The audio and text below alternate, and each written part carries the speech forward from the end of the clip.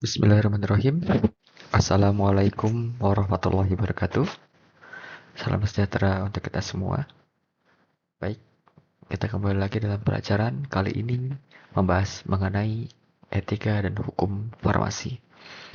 Sekarang kita ke pertemuan pertama, kita akan bahas dulu mengenai pengantar kuliahnya mengenai etika dan hukum farmasi. Kita harus memahami mengenai fondasi, moral, etika, dan regulasi hukum dalam praktek farmasi profesional di Indonesia.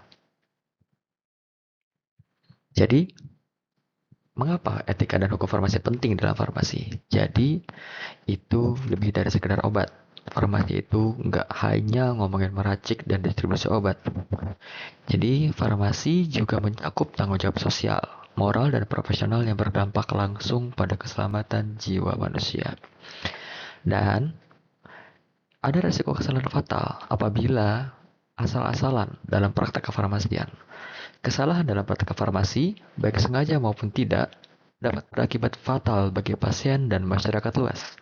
Oleh karena itu, standar yang tinggi mutlak diperlukan. Ya, kita ngomongin obat. Obat itu bisa berdampak fatal.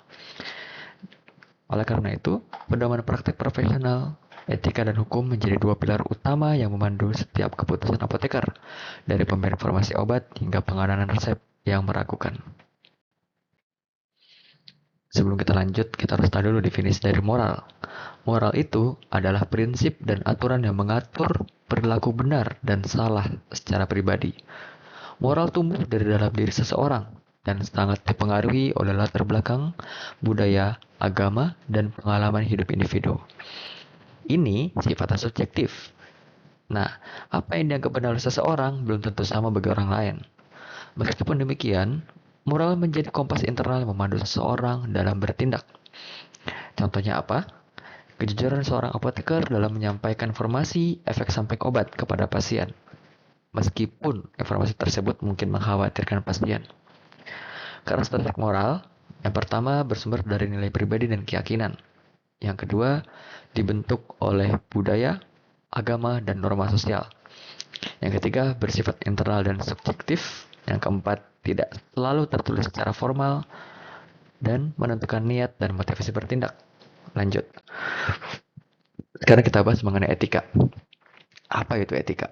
Berasal dari kata Yunani, yaitu ethos, yang artinya karakter, kebiasaan, atau watak. Etika adalah cabang filsafat yang mengkaji secara sistematis tentang nilai normal dan tindakan manusia. Studi sistematis, etika melakukan analisis rasional dan kritis terhadap moralitas, menilai apa yang benar dan salah dalam perilaku manusia, dan dapat dipertanggungjawabkan. Etika farmasi, dalam konteks farmasi, etika farmasi mengatur standar perilaku apoteker dalam melayani pasien, berinteraksi dengan tenaga kesehatan lain, serta menjalankan tanggung jawab terhadap masyarakat. Lanjut. Lalu kita bahas, apa itu perbedaan moral dan etika? Tadi kita sudah bahas, kalau moral itu mengenai keyakinan pribadi tentang benar dan salah yang bersumber dalam diri individu, bersifat personal, intuitif, dan tidak selalu memerlukan justifikasi rasional. Sedangkan etika, refleksi dan analisis sistematis atau moralitas dalam konteks sosial dan profesi, bersifat kolektif, rasional, dan dapat dikodifikasi menjadi standar profesional. Di sini kita bisa lihat kalau moral sifatnya individual, yang dari mana ini akan menghasilkan subjektivitas. Makanya orang-orang bisa berbeda kalau kita membicarakan moral. Sedangkan kalau etika itu sifatnya kolektif dan formal serta berlaku dalam konteks profesi. Jadi bisa kita ibaratkan kalau orang dengan profesi sama, kode etiknya juga sama. Seperti itu. Ilustrasinya, seorang apoteker mungkin secara moral tidak setuju dengan penggunaan obat tertentu berdasarkan keyakinan pribadinya. Namun secara etik dan hukum, ia tetap wajib melayani pasien sesuai standar profesi yang berlaku. Contoh lainnya, misalnya ketika kita sedang menjaga di apotek, tiba-tiba ada pasien datang membawa resep. Nah, resep tersebut adalah bertuliskan alprazolam. Setelah kita sama-sama tahu alprazolam tersebut adalah obat narkotika. Namun setelah kita telah pasien tersebut kok kelihatannya seperti pemakai narkoba, atau mungkin dia mantan pemakaian narkoba seperti itu. Nah, secara moral mungkin kita tidak ingin untuk memberikan obat tersebut karena khawatir disalahgunakan oleh pasien. Karena lagi-lagi kita membicarakan subjektif, kita ngomongin moral. Setiap orang bisa berpendapat, setiap orang bisa menilai. Namun secara etika itu tidak salah. Kenapa? Tidak ada kesalahan dalam resep. Resep tersebut sudah sesuai dengan resep dokter, tanggal dan lainnya sudah sesuai dengan syarat-syarat untuk mendapatkan obat gitu. Jadi secara etika kita wajib untuk memberikan obatnya karena itu sudah sesuai. Namun secara moral itu dikembalikan kepada pendapat masing-masing. Kita lanjut. Definisi etik sebagai kode profesi. Etik adalah kode perilaku yang diharapkan dari suatu kelompok profesi tertentu. Oke, di sini kita bold kelompok profesi tertentu. Berbeda dengan etika yang bersifat filosofis, etik lebih bersifat praktis dan rasional. Etik dalam farmasi itu mengatur tanggung jawab apoteker secara konkret terhadap tiga pihak utama, yaitu kepada pasien, masyarakat, dan profesi. Yang dimana ini keselamatan kerahasiaan, perlindungan, dan mencegah martabat dan kepercayaan publik. Jadi untuk kita sebagai farmasis kita diatur kode etiknya seperti itu.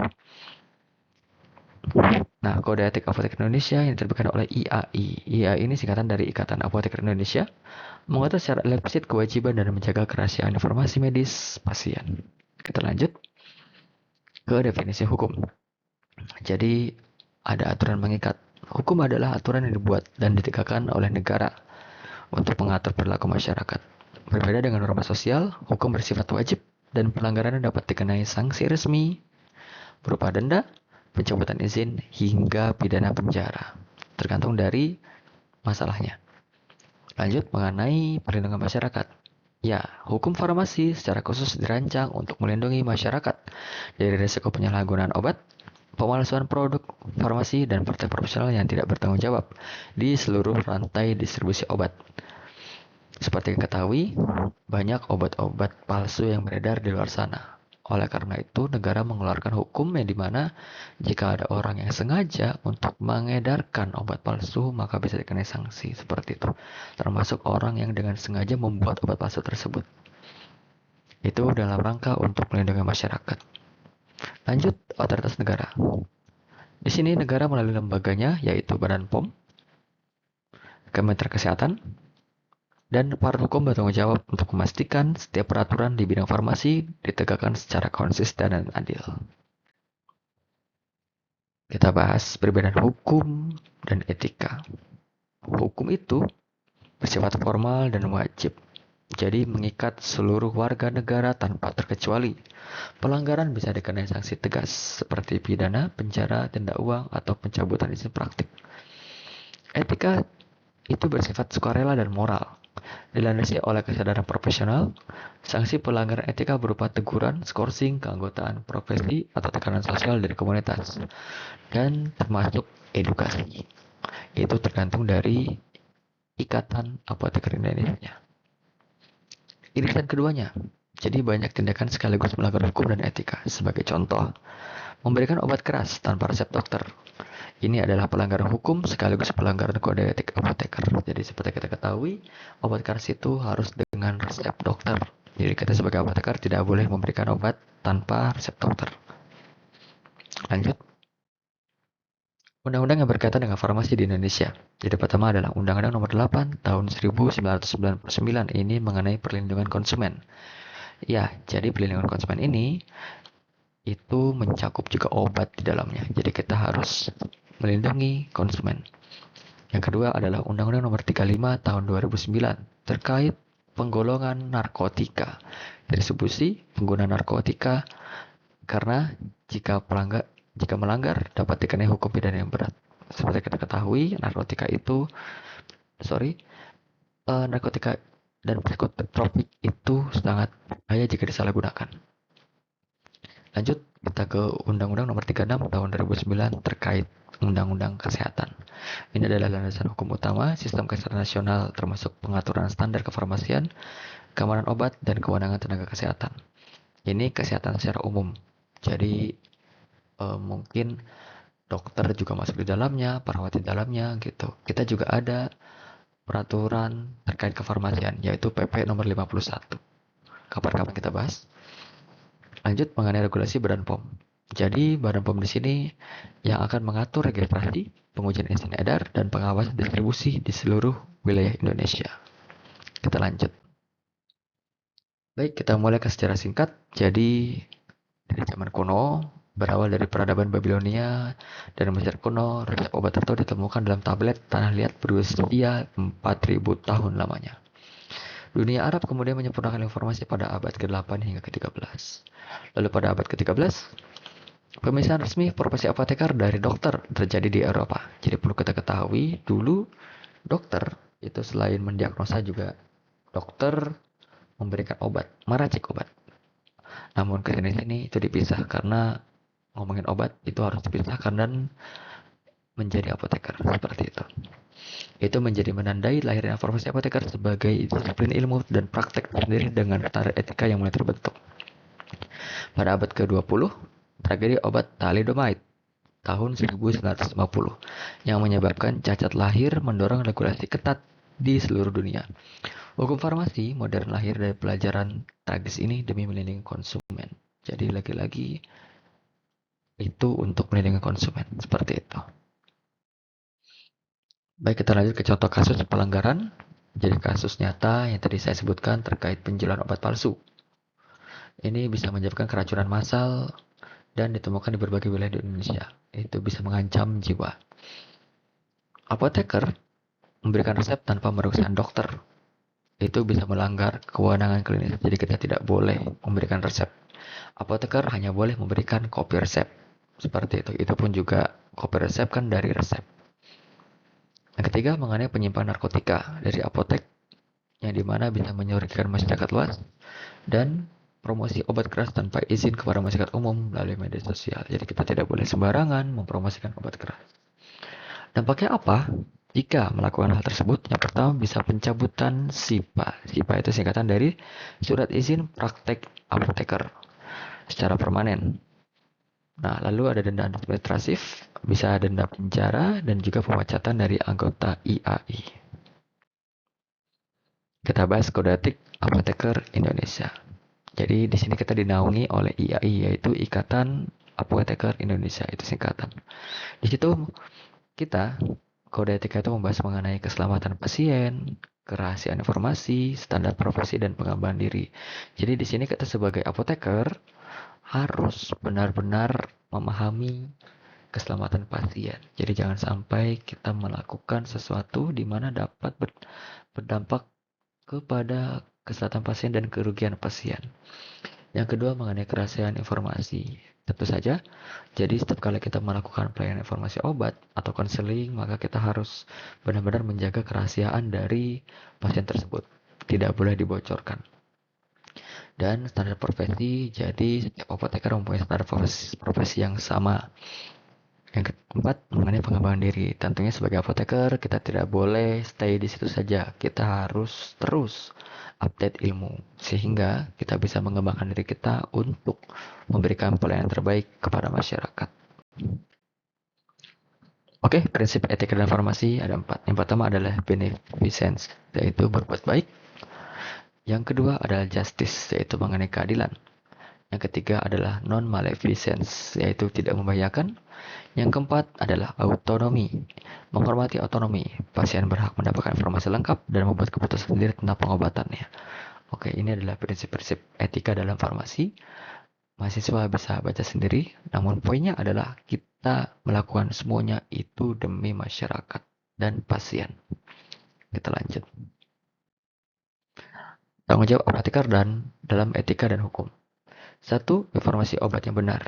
Jadi kita bertanggung jawab untuk memberikan konseling dan atau pelayanan informasi obat yang akurat, jelas, dan mudah dipahami oleh pasien. Yang kedua, mengenai kualitas dan keamanan obat. Jadi kita harus menjamin kualitas setiap obat yang diserahkan kepada pasien itu memenuhi standar kualitas. Yang ketiga, mengenai pelaporan dan kepatuhan. Jadi kita kalau kerja di rumah sakit atau apotek, bahkan di rumah sakit, juga harus tahu mengenai pharmacovigilance. kita dalam rangka mencegah penyalahgunaan dan mematuhi seluruh peraturan perundang-undangan. Kita lanjut.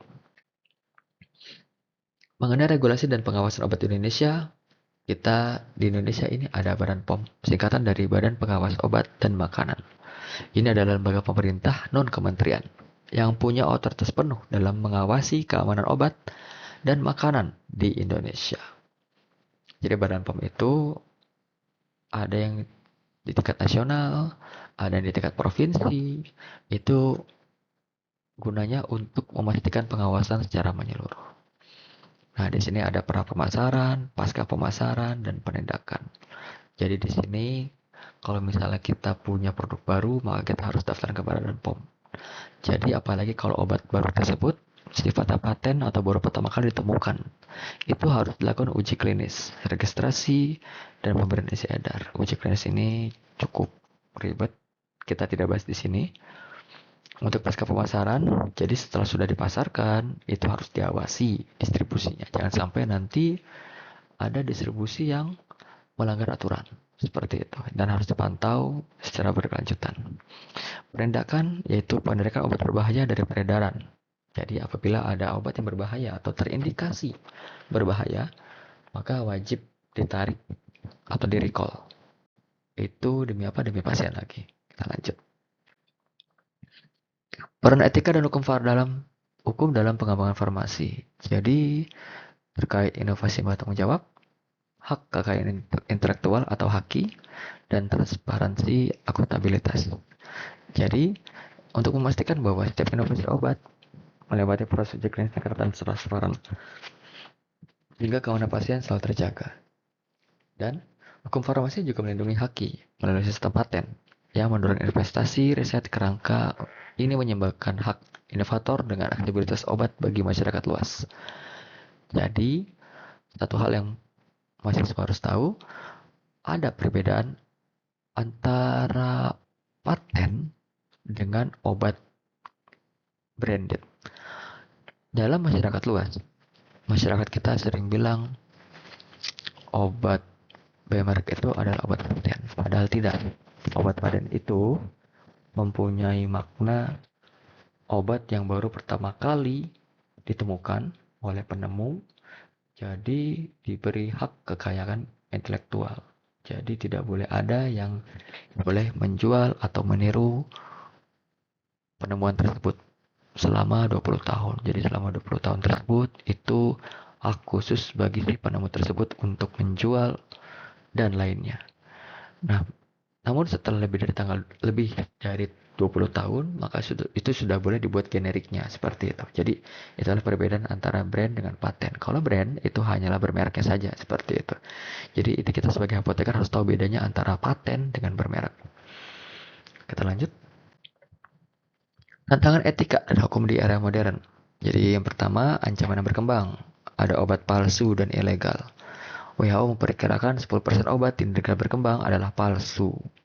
Perdagangan online memperburuk masalah ini secara global karena pengawasannya sangat sulit, mengancam jutaan nyawa setiap tahunnya. Konflik kepentingan, tekanan bisnis dari industri farmasi dapat berbenturan dengan kewajiban etis apoteker untuk mengutamakan keselamatan pasien di atas keuntungan komersial. Jadi lagi-lagi kalau kita ngomongin apotek, itu harus ada unsur bisnisnya. Tentu saja karena kita jualan obat seperti itu. Tapi walaupun demikian, walaupun kita jualan, kita tetap harus mengutamakan kepentingan keselamatan.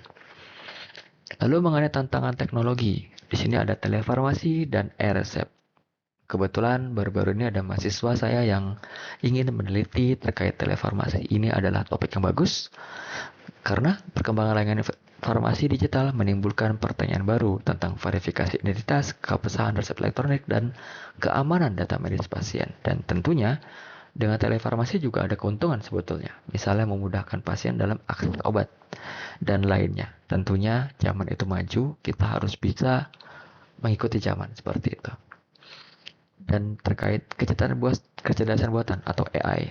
Penggunaan AI dalam diagnosis dan rekomendasi obat memerlukan kerangka etika dan hukum baru yang belum sepenuhnya teregulasi di Indonesia. Seperti kita ketahui, AI sudah merajalela. Banyak pasien yang menggunakan AI untuk mendiagnosa dirinya sendiri.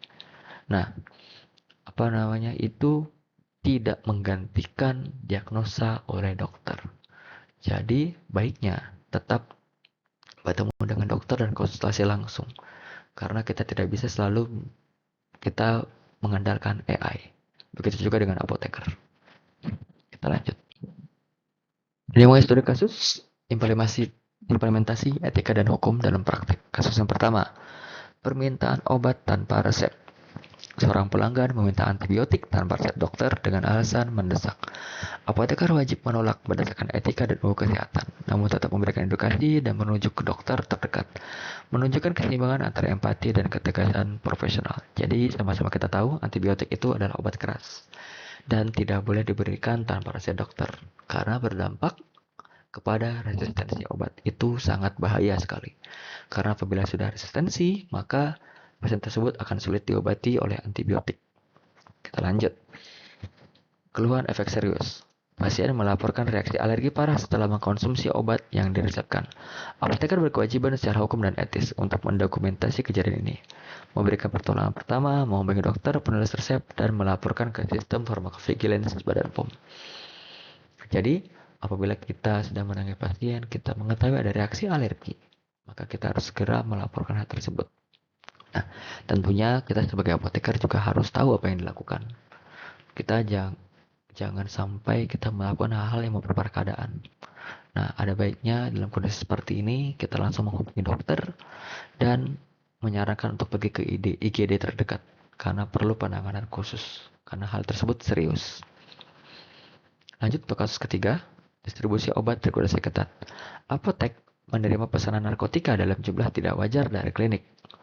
Apoteker wajib memverifikasi legalitas pesanan dan melaporkan kecurigaan kepada otoritas berwenang sesuai Undang-Undang Nomor 35 Tahun 2009, yaitu mengenai narkotika. Jadi, kita juga harus bisa memahami, kita harus peka bahwa jika ada yang aneh-aneh, kita harus selidiki, kita harus cross check, jangan sampai dalam hal ini adalah penipuan pembelian narkotika dalam jumlah besar.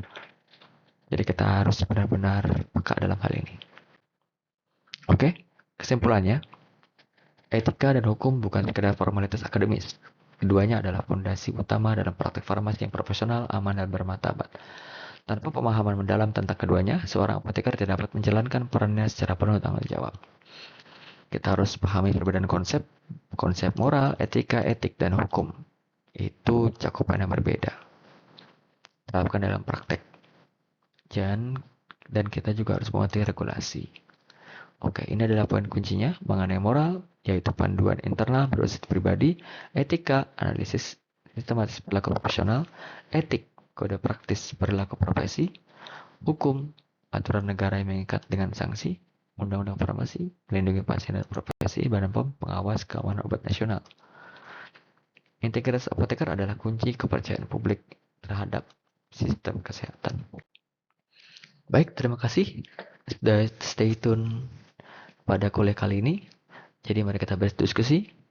Etika dan hukum adalah perjalanan pembelajaran yang tidak pernah berhenti. Setiap pertanyaan, kasus, dan diskusi adalah bagian dari pembentukan apoteker yang profesional, integritas, berdedikasi tinggi, dan kepada masyarakat Indonesia. Jika ada pertanyaan, bisa ditaruh di kolom komentar, kita bisa diskusi. Dan referensi lanjutan ada tertera di sini, ada kode etik IAI UU nomor 36 2009, UU 35 2009, Peraturan Badan POM, dan literatur etika farmasi internasional. Namun jika diperlukan, bisa juga mengakses Peraturan Presiden nomor 51 mengenai praktek kefarmasian. Untuk komitmen bersama, mari kita jaga integritas dan profesionalisme farmasi Indonesia demi kesehatan, keselamatan, dan kesejahteraan masyarakat yang kita layani. Baik, itu saja materi kita kali ini. Terima kasih sudah menyaksikan sampai akhir. Kalau ada salah dari saya, mohon dimaafkan dan mohon dikoreksi, mohon diberitahu. Akhir kata, wassalamualaikum warahmatullahi wabarakatuh.